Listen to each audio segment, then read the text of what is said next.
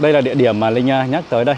Đấy, thưa quý vị khán giả có thể thấy này, ở trước cái khu vực cửa ga tàu điện ngầm ấy có rất là nhiều những chiếc xe máy điện như này. Đó. Trời ơi, 7 tệ cho 37 km di chuyển mọi người nhé. Ở Trung Quốc là người ta rất là coi trọng cái việc học tập, giáo dục. Đó, những người có tài thì tóm lại là người ta rất là trọng dụng những người có tài năng.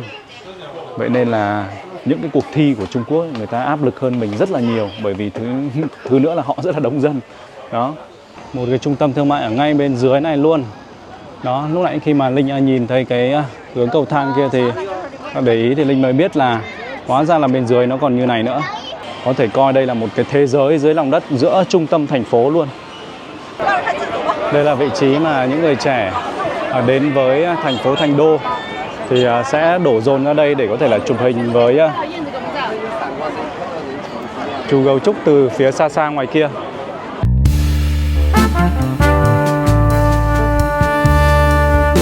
Quý vị khán giả thân mến, chào mừng quý vị khán giả đến với kênh của Vương Linh Vlog.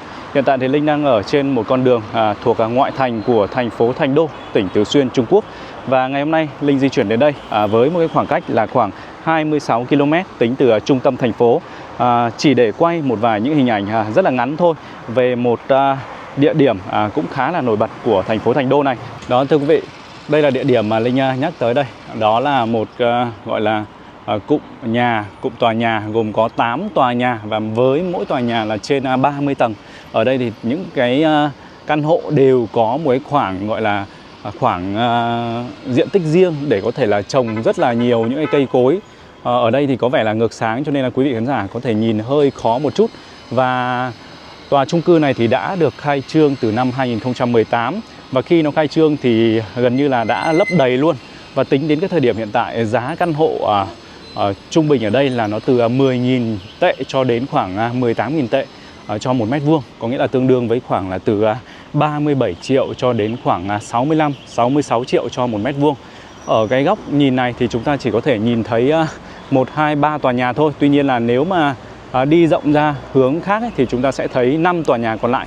Có tất cả 8 tòa nhà như vậy ở đây. Đó. Và đây thưa quý vị, khi mà Linh lên tàu điện ngầm lên trên mặt đất thì Linh cũng khá là ấn tượng.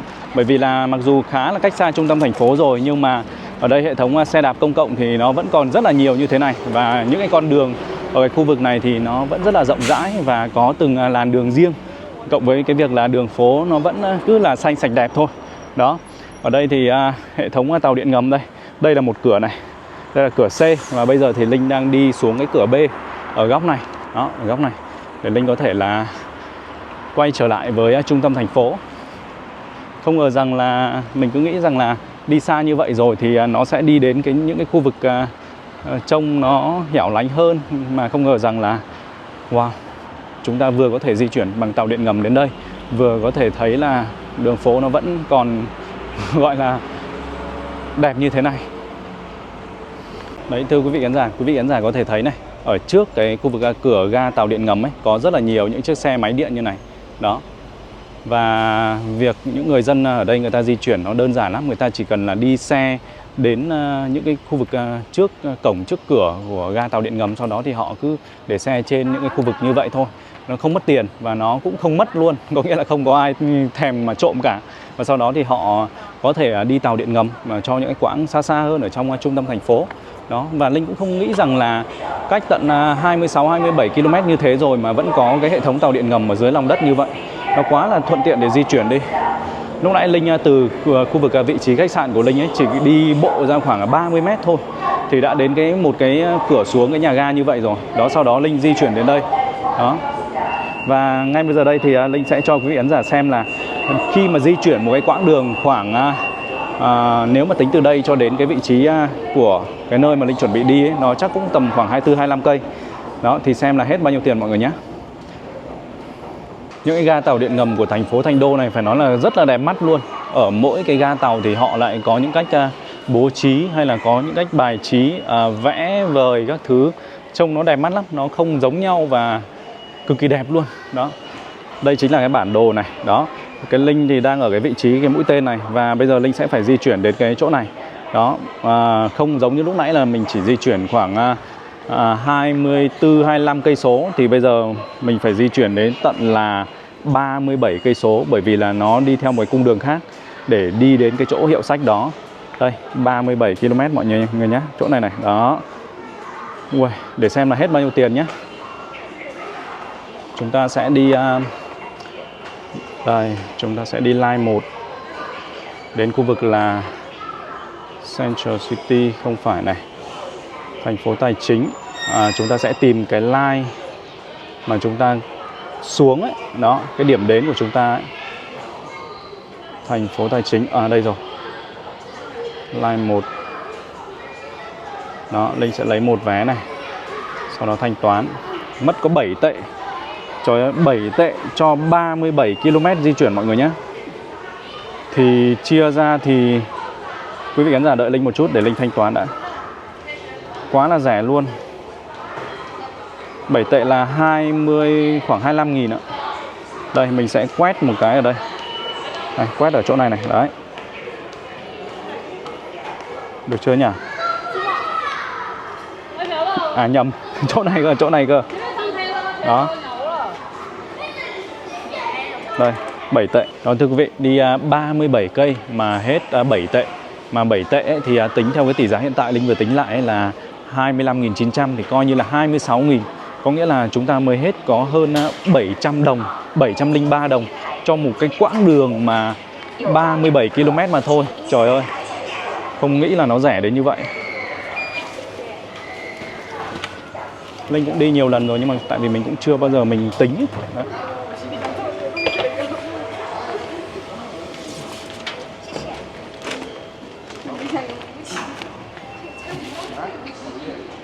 Đó, hơn có 700 đồng thôi, sao mà rẻ thế này. Chắc là nó cũng tùy chặng, nhưng mà Linh thấy rằng là có lẽ là nó cũng sẽ loanh quanh khoảng từ cái giá này cho đến tầm khoảng 2.000 đổ xuống. Vậy thôi, 2.000 trở xuống, 2.000 đồng Việt Nam ấy mọi người ạ. Và việc di chuyển như vậy nó rất là tiện lợi. Bảo sao là người Trung Quốc người ta hay đi cái tàu điện ngầm. Vâng thưa quý vị, sau khi di chuyển khoảng 37 km đến một cái địa điểm ở trong gần với trung tâm thành phố này thì Linh đã lên gọi là lên trên mặt đất rồi. Và với một quãng đường như vậy hết có 7 tệ, có nghĩa là tương đương với khoảng là 26.000 thì Linh thấy rằng là nó rất là rẻ đi. Đó, rất là rẻ và rất là tiện lợi. Đó, và mặc dù là Linh cũng xin đính chính một chút, đó là cái quãng đường mà lúc nãy chúng ta xem ở trên bản đồ ấy là người ta vẽ dựa trên là cái quãng đường di chuyển bằng ô tô. Đó, di chuyển bằng ô tô ấy. Và nó cũng không phải là thẳng tắp đâu, cho nên là nó tính ra cái quãng đường là 37 km. Còn khi chúng ta di chuyển ở dưới cái khu vực tàu điện ngầm ấy thì cái số km có thể là nó sẽ ngắn hơn, bởi vì là nó sẽ cái đường tàu điện ngầm thì Linh nghĩ rằng là dù sao thì nó cũng sẽ thẳng hơn, nó không có nhiều những cái đoạn gọi là vòng vèo như là đi ô tô ở trên mặt đất. Đó. Tuy nhiên là với một cái mức giá như vậy thì Linh nghĩ rằng là nó vẫn là rẻ đi. Đó, cho 7 tệ cho khoảng 37 km. Đó, quá là rẻ. Nếu mà giả sử chúng ta bắt một chiếc taxi mà đi 37 km thì không bao giờ có một cái giá thành rẻ như vậy, đúng không ạ? Và cái vị trí mà Linh muốn dẫn quý vị khán giả đến thì nó nằm ngay ở trong tòa nhà này. Linh chưa rõ được là nó sẽ ở vị trí nào của tòa nhà, bởi vì tòa nhà nó cũng rất là lớn, cho nên là Linh đang đi tìm ở xung quanh đây. Và như quý vị khán giả có thể thấy này, xung quanh Linh toàn là những cái tòa nhà cao và rất là đẹp mắt thôi. Đó, toàn là những tòa nhà cao, đẹp mắt và rất là ấn tượng. Bây giờ thì chúng ta sẽ vào bên trong này thôi. Đó, nó ở trong cái tòa nhà này này. Linh xem trên hướng dẫn ở trên mạng là như vậy. Tuy nhiên là bây giờ thì cũng không rõ là nó ở chính xác là cái cửa hàng nào hay là vị trí nào. Mà đi qua đây thấy mấy cái mẫu xe này đẹp quá. Đây là những cái mẫu xe gấp chúng ta có thể mua và sau đó là đi ở trên ô tô á. Wow, đẹp quá. Có khi là mình nên vào xem một chút, bởi vì là cái xe này Linh thấy có rất là nhiều người quan tâm ấy. Đó, Linh sẽ vào xem một chút nhé. Vô tình đi ngang qua thì mình vào xem luôn. 你好，我看一下，我是外国，我看一下，哇，可以录视频吗？可以，可以 ，OK。Ui, ở đây có rất là nhiều những mẫu xe đẹp luôn. Đây là những mẫu xe mà quý vị khán giả có thể mua và sau đó là để ở trên cái cốp xe ô tô của mình, và sau đó là nếu mà di chuyển đến đâu thì chúng ta có thể mua. Mà cái thương hiệu này thì không rõ, là có thể là nhìn sang chảnh như vậy thì chắc là cũng khá là đắt.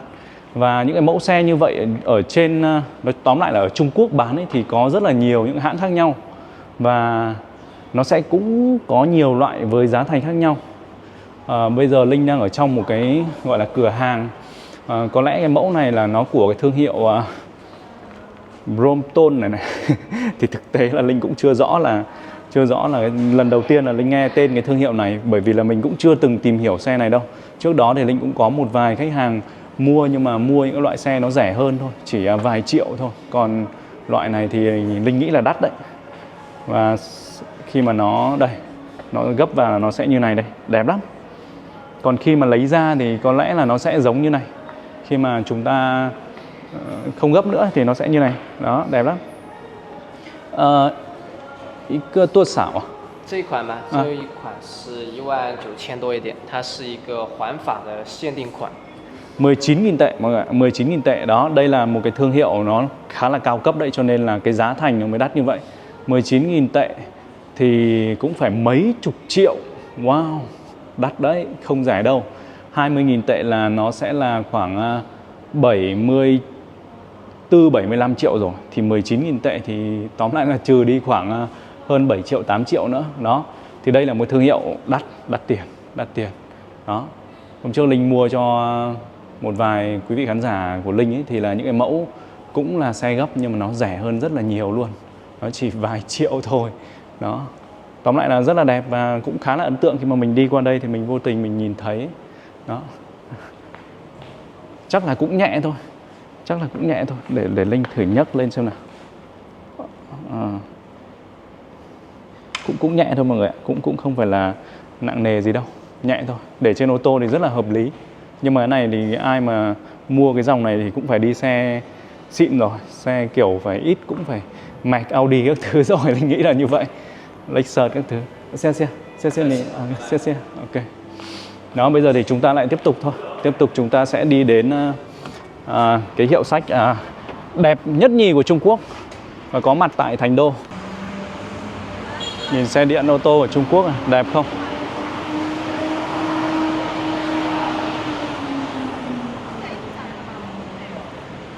Đây là cửa chính của cái tòa trung tâm thương mại này.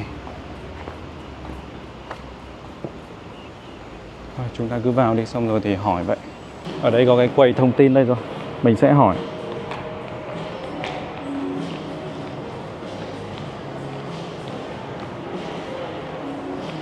Ni hao, có gì à? Trên này. 在4楼。 4 lầu. Xe. Đó, đây là cái quầy thông tin. Mình cần gì thì cứ hỏi người ta thôi. Đây rồi thưa quý vị, đây là cái cửa vào đây rồi. Để Linh xem. Chúng ta sẽ vào đây. Wow.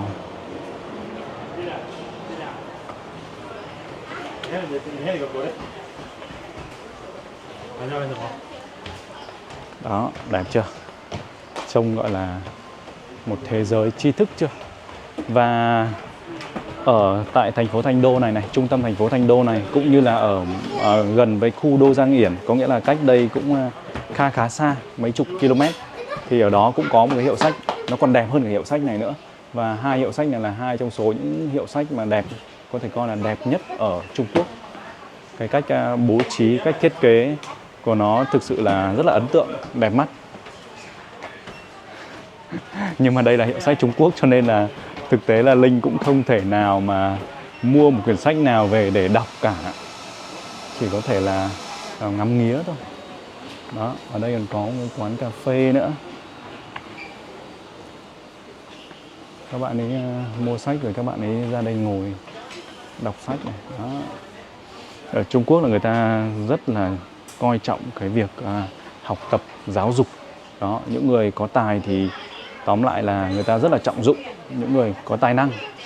Vậy nên là những cái cuộc thi của Trung Quốc người ta áp lực hơn mình rất là nhiều, bởi vì thứ nữa là họ rất là đông dân. Đó.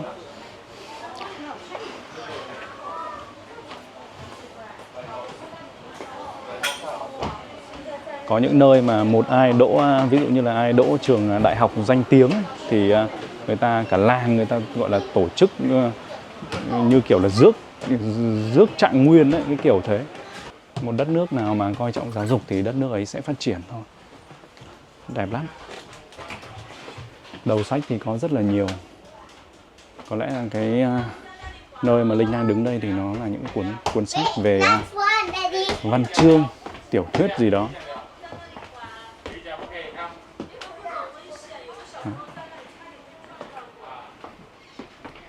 Có một em bé đang đọc sách này.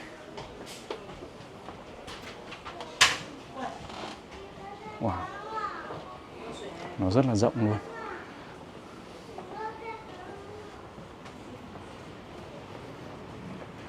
Đó, không chỉ có cái góc lúc nãy là có những nơi để ngồi đọc sách đâu, mà ngay cả bên này thì cũng có luôn này. Đó, ở đây nó không đơn thuần là một cái nơi bán sách nữa rồi, mà nó là một cái sự kết hợp của chụp ảnh, check in nữa. Đúng mà, cái chỗ này thì người ta đến nhiều khi có những người như Linh ấy, làm gì có biết đọc chữ nào Trung Quốc đâu.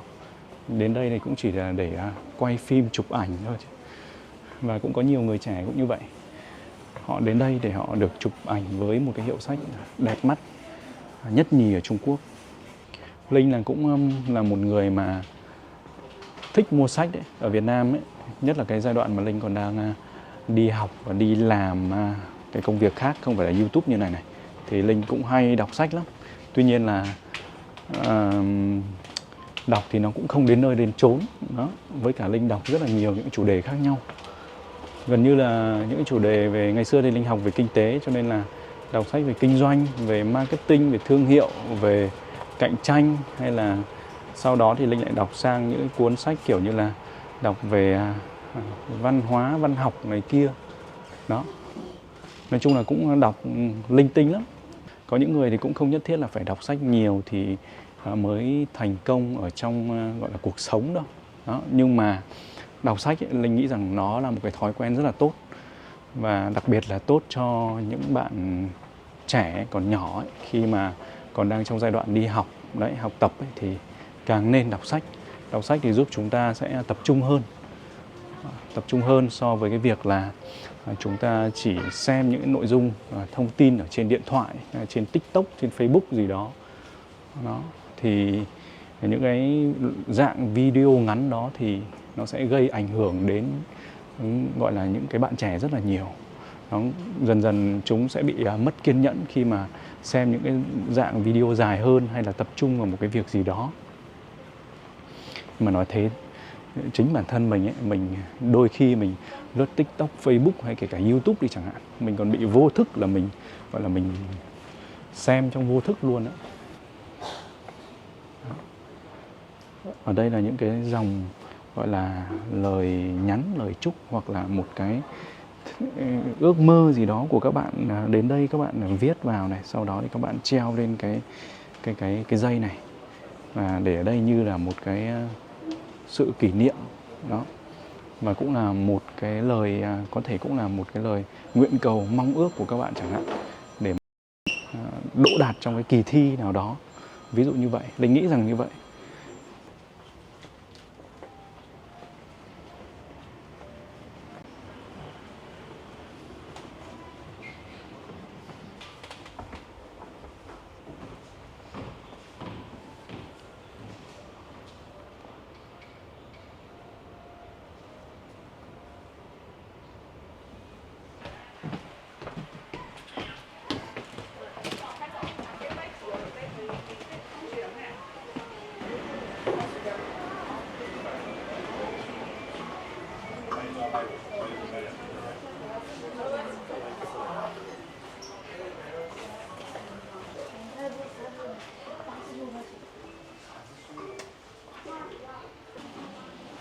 Khá là rộng mọi người, đẹp lắm.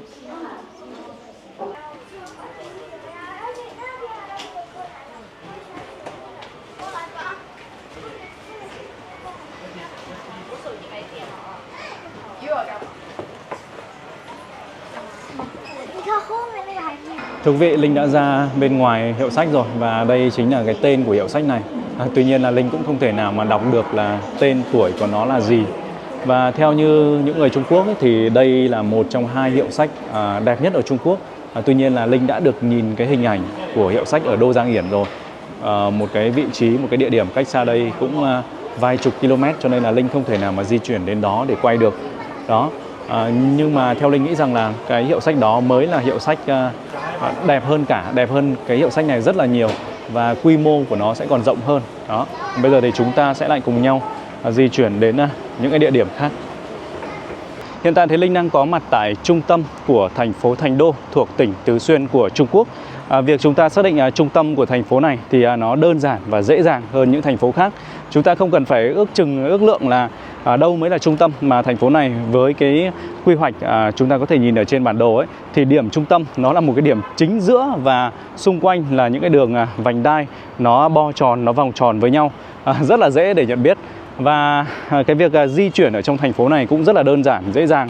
Nếu mà so với Trùng Khánh, thành phố trước đó mà Linh quay ấy, thì thành phố này đi lại nó dễ dàng hơn rất là nhiều, bởi vì là khu vực này nó như là một cái lòng chảo của tỉnh Tứ Xuyên, Trung Quốc. Đó, thưa quý vị, đây là một góc nhìn bao quát ở xung quanh khu vực trung tâm này. Đó, như quý vị khán giả có thể thấy thì ở phía đằng trước đây là một cái quảng trường khá là rộng, và một lát nữa thôi thì Linh sẽ bước sang đường và bước sang hướng đó để có thể là quay cận cảnh chi tiết hơn. Và ngay bên tay trái này thôi thì cũng là một cái tòa nhà cực kỳ là ấn tượng luôn.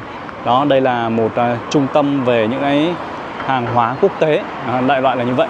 Còn ở phía đằng trước kia, đằng trước kia bị cây che khuất rồi, thì đó là bảo tàng về khoa học và công nghệ của Thành Đô. Đó, đây chính là công trình nằm giữa trung tâm Thành Đô luôn.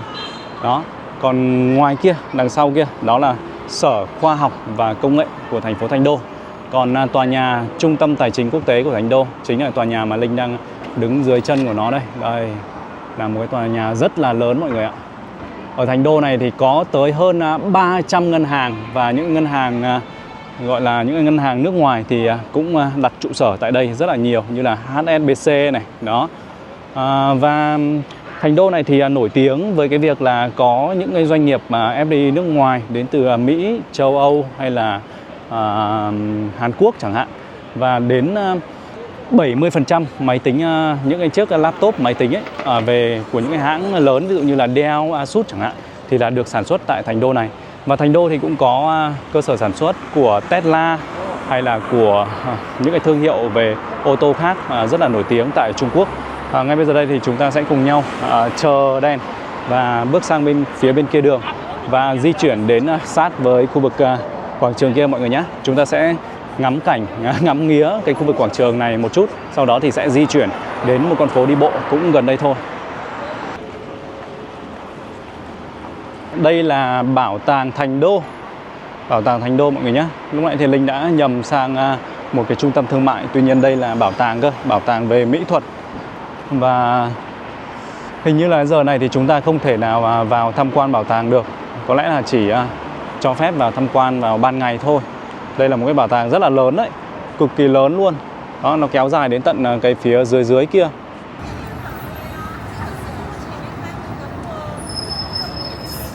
Thưa quý vị, Linh đang bước vào cái khu vực quảng trường đây rồi, và nhìn những cái tòa nhà mọc ở xung quanh đây này. Nhìn quá là đẹp mắt luôn. Cái quảng trường này thì nó cũng chỉ là một cái khuôn viên gọi là công cộng thôi, nhưng mà không hiểu sao là cũng cần phải có những người canh gác ở bên ngoài như vậy. Đẹp lắm, một cái quảng trường rất là rộng rãi. Và kia thì chính là Bảo tàng Khoa học và Công nghệ của thành phố Thành Đô. Mình sẽ đi quanh cái chỗ này một chút.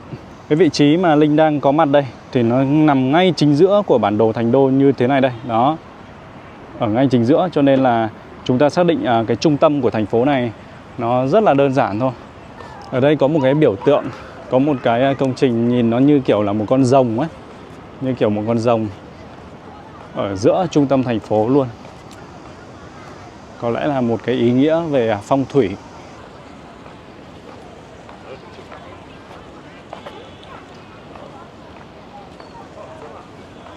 Nhìn xa xa thì nó như một con ếch ấy, nhưng mà có vẻ là không đúng đâu.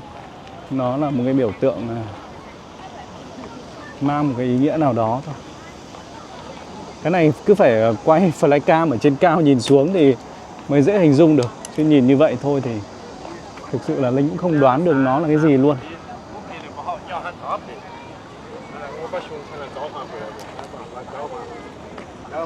Ở chính giữa cái khu quảng trường này thì có bức tượng của ông Mao Trạch Đông. Đó, một vị lãnh tụ của Trung Quốc. Cuộc sống về đêm ở đây thì cũng rất là thú vị. Chẳng qua đây là một con đường mà sẽ không tập trung nhiều những người trẻ thôi. Những cái khu vực trung tâm này lát nữa thôi thì Linh đi đến cái khu phố đi bộ thì chắc chắn rằng là mọi người sẽ thấy là rất đông những người thanh niên trẻ tuổi đến đó để vui chơi hay là những cái hoạt động ở trong đó. Và hình như là phía dưới đây nó lại còn có đường đi xuống dưới nữa mọi người ạ. Ồ đúng rồi, ở dưới này lại có một cái trung tâm thương mại dưới lòng đất. Đây này, một cái trung tâm thương mại ở ngay bên dưới này luôn. Đó, lúc nãy khi mà Linh nhìn thấy cái hướng cầu thang kia thì để ý thì Linh mới biết là hóa ra là bên dưới nó còn như này nữa. Khá là hay, ở ngay giữa trung tâm luôn và có một cái tuyến metro này. Đây, một tuyến metro này, đó. Và đây chắc là cửa vào rồi. Đây chắc là cửa vào rồi. Đây chính giữa trung tâm của thành phố mọi người nhé. Đó, trông đẹp chưa? Trung Quốc người ta làm những cái con đường hay là những cái khu trung tâm thương mại dưới lòng đất thực sự là phải nói là quá đỉnh luôn. Và kể cả những cái tuyến metro cũng như vậy. Ở Trung Quốc, ở thành đô này thì là cái chiều dài của tuyến metro là hơn 570 km. Và nó thuộc top gọi là top 5, top 6 gì đó về những cái tuyến metro tại Trung Quốc nói chung.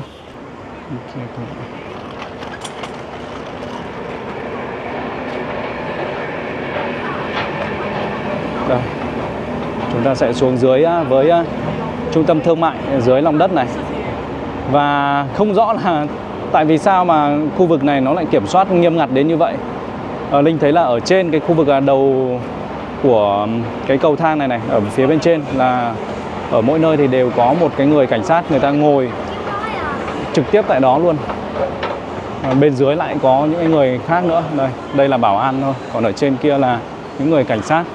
Cũng bởi vì có lẽ đây là trung tâm của thành phố cho nên là nếu có cái chuyện gì không hay xảy ra về an ninh thì nó sẽ rất là mang tiếng. Vậy nên là người ta kiểm soát có vẻ là nghiêm ngặt hơn. Và không chỉ là ở tầng này đâu mà lại còn có cả thang máy đi xuống dưới nữa mọi người ạ.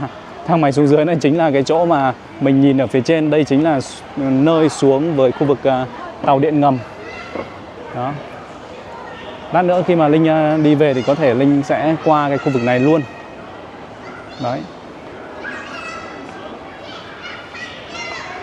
Rất hay luôn, ở bên dưới này thì cũng bán đầy đủ những cái mặt hàng giống như là những cái trung tâm thương mại ở phía trên thôi. Nhưng mà chỉ có điều là đúng là không ngờ là người ta lại kiểm soát an ninh chặt chẽ đến như vậy. Rất nhiều cảnh sát luôn. Chúng ta sẽ vào xem một số mặt hàng để biết là giá cả quanh đây nhé.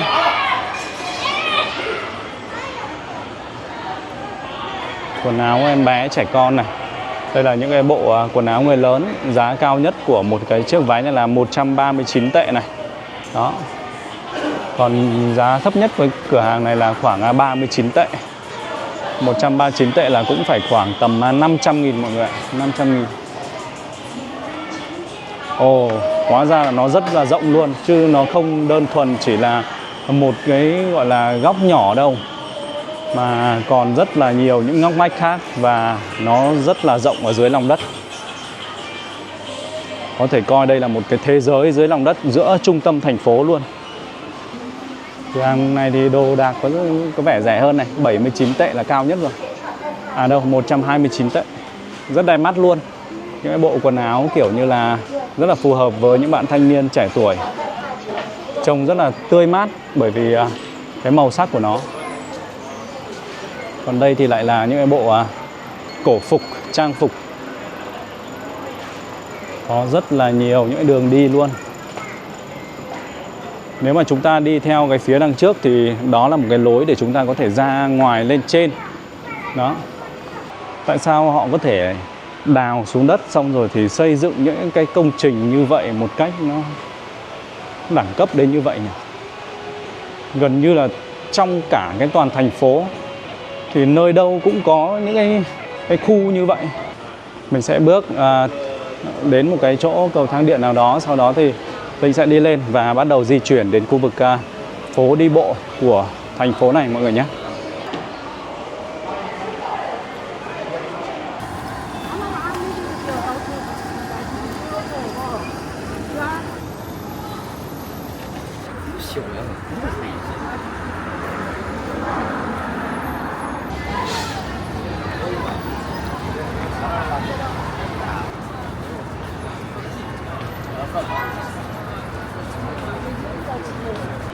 Và thưa quý vị, khu phố đi bộ của chúng ta thì đã nằm ngay trước mắt rồi. Khu phố đi bộ này có tên là phố đi bộ Xuân Hy.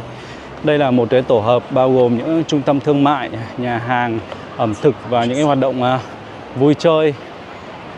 Ngay bây giờ đây thì chúng ta sẽ xuống dưới này và cùng ngắm nhìn khu phố đi bộ trung tâm của thành phố Thành Đô, thủ phủ của Từ Xuyên, Trung Quốc. Hình như là chuẩn bị có đây này, The World Game 2025 tại Thành Đô, Đại hội thể thao thế giới thì phải. Bây giờ đã là 21 giờ 56 rồi mọi người ạ. Nó cũng không còn phải là quá là sớm rồi.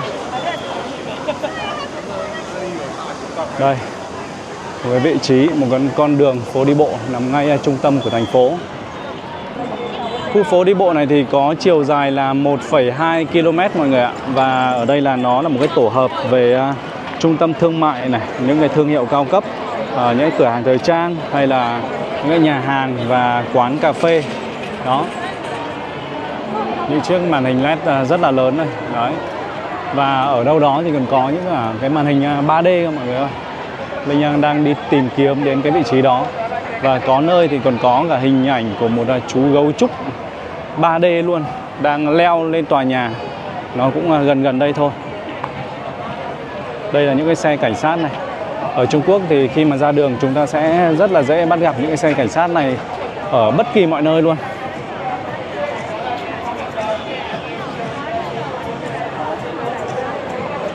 Wow, nó rất là dài luôn. Ở đây thì khu vực trung tâm chúng ta sẽ thấy một cái cột đồng hồ. Đó, một cái biểu tượng của thành phố.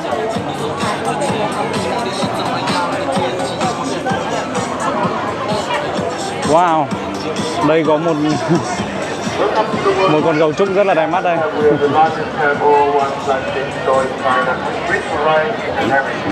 Đáng yêu. Trendy women's clothing on the second floor, energetic children's clothing on the third floor, factory outlet on the fourth floor, and the volume products are as low as 50%. Mấy cái tượng này giống người thật đấy.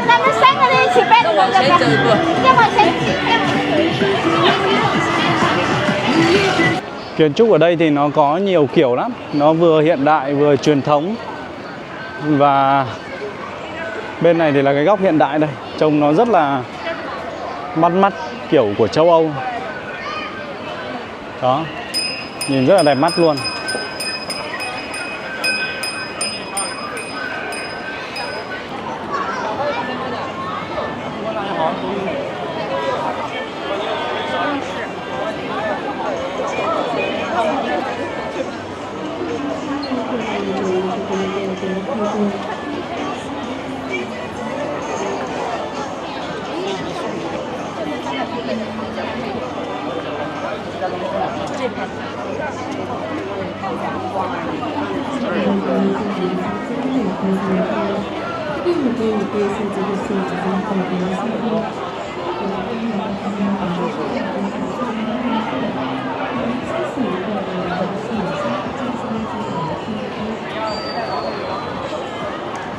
Wow.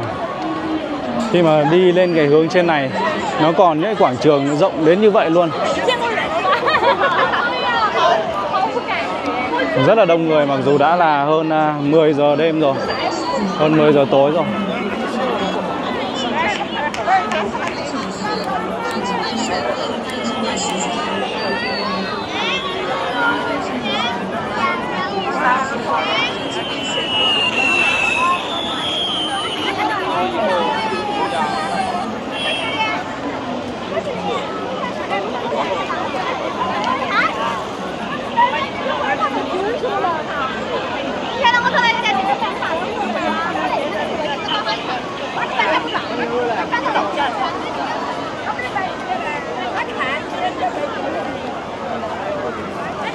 Wow, thưa quý vị, đây chính là biểu tượng về một chú gấu trúc đang leo lên cái tòa nhà này. Đó, đây là một cái biểu tượng rất là nổi tiếng của Thành Đô, được rất là nhiều người đến đây tham quan ngắm nghía để có thể là chụp hình với cái biểu tượng này. Nó rất là ấn tượng luôn, ở bên ngoài nhìn đẹp mắt lắm. IFS là tên của cái tòa nhà này, tòa nhà tài chính, và ngay bên dưới thì có rất là nhiều những cái nhãn hàng lớn, ví dụ như là Prada này, Ferragamo gì đó này, đấy. Rồi thì ở bên trên kia thì có Fendi này, Dior này, đủ thứ luôn. Đây, những người trẻ này là họ đến đây để chụp hình với cái khu vực này rất là đông đây. Đấy.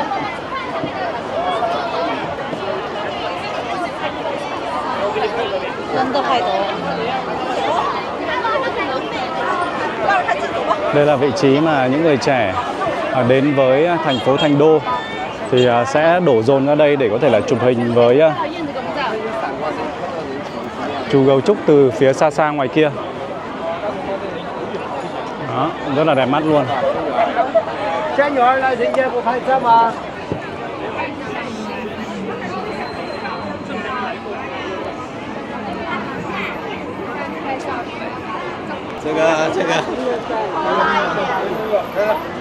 Wow, ở đây có nhiều bạn nữ này, xinh xắn.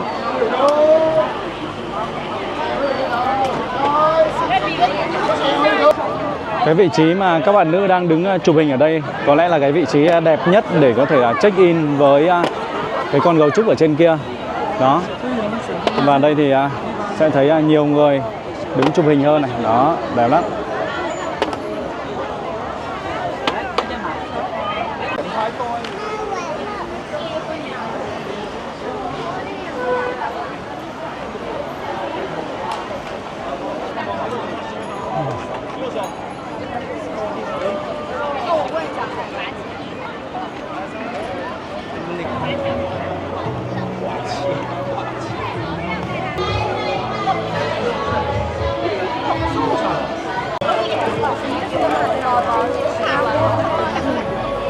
Thưa quý vị, vậy là chúng ta đã vừa tham quan khu phố trung tâm tại thành phố Thành Đô, thủ phủ của tỉnh Tứ Xuyên, Trung Quốc. Video này thì Linh mang tính giới thiệu địa điểm để quý vị khán giả nếu có đến với Thành Đô thì biết thêm những địa điểm để chúng ta có thể ghé tới tham quan, khám phá, chụp hình hay là mua sắm. Cảm ơn quý vị khán giả đã theo dõi video. Xin chào và hẹn gặp lại.